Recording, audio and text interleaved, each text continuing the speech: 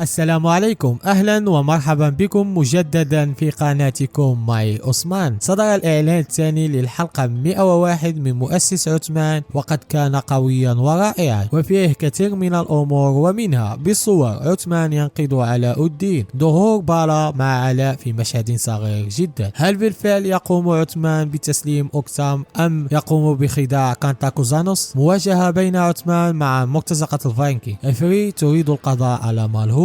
تسميم الإمبراطور. عثمان ينقذ أوفيليا وكونور في اللحظة الأخيرة. بايندر وزوجة أوكسام في مواجهة عثمان وغيرها من الأمور. وقبل أن نواصل لا تنسى ذكر الله تعالى وصلوا على الحبيب، وهيا بنا نبدأ تفاصيل الحلقة. تقريبا قد اتضح كثير من الأمور التي سوف تحصل في الحلقة القادمة، سوف نحاول توضيحها بشكل سريع. وأهم ما جاء في الإعلان هو عثمان ينقض علاء الدين، فكما ترون في هذه الصورة بالا مع علاء الدين، وذلك حينما يكون عثمان مهاجما للخاطفين. في الإعلان فعثمان من وصل للخاطفين سيوقعهم في كمينهم ويحاصرهم. كما ترون الدروع مليئة بالأسهم، سيكون عثمان مجهزا لهم الكمين، وحينها سيقوم بتفجير البراميل البارود عليهم، ثم يتم القضاء عليهم نهائيا. ومن الإعلان يبدو أن علاء الدين يكون متعبا وجريحا، لهذا كانوا جالسين. من جهة أخرى حسب الاتفاق فإن كانتاكوزانوس يطلب من عثمان تسليم أوكسام له كما رأيتم كما قال في الإعلان. فهل يسلم عثمان أوكسام بالفعل؟ عثمان سيبدو أنه موافق على هذا الأمر،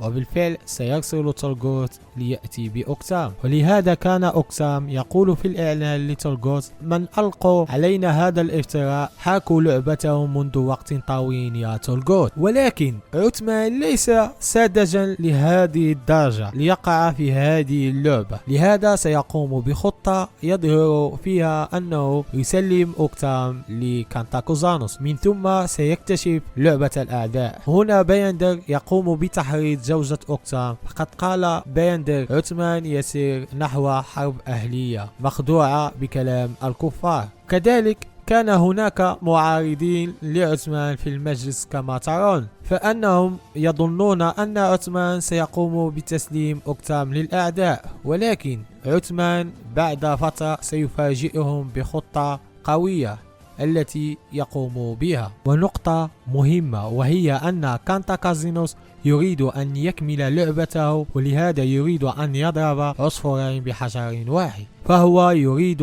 قضاء على الإمبراطور وابنته أوفيليا في نفس الوقت، فكما جاء في الإعلان يريد تسميم الإمبراطور وإلقاء التهمة لأوفيليا. بذلك عثمان الذي كان يتحدث بهذا الحديث ربما عرف بهذا الأمر عبر رسالة من كونور أو تورهان، وكانت أوفيليا تجري ربما لتخبر كونور حصل معها، ويبدو أنه سيتم تسميم الإمبراطور. سيأتي مرتزقة الفايكنج من أمر من كانتاكوزانوس ويحاصرون أوفيليا وكونور في الحلبة، يحاولون القضاء عليهم. في هذا الوقت سيصل عثمان ويقوم بإنقاذ أوفيليا وكونور، ويبقى مسألة أمر أولوف، فقد وصل ينيشر ودخل. سيتم مقابلة مالهون. كما رأيتم يا إخواني في الإعلان أن إفري تحاول أن تطعن مالهون، ولكن لن يحصل هذا الأمر غالبا، فقد يدخل أحد إلى ذاك المكان وتتوقف إفري عن هذا الهجوم. وأتمنى أن يكون قد أعجبكم تحليل الإعلان الثاني للحلقة 101 من مؤسس عثمان، وغدا سوف نحاول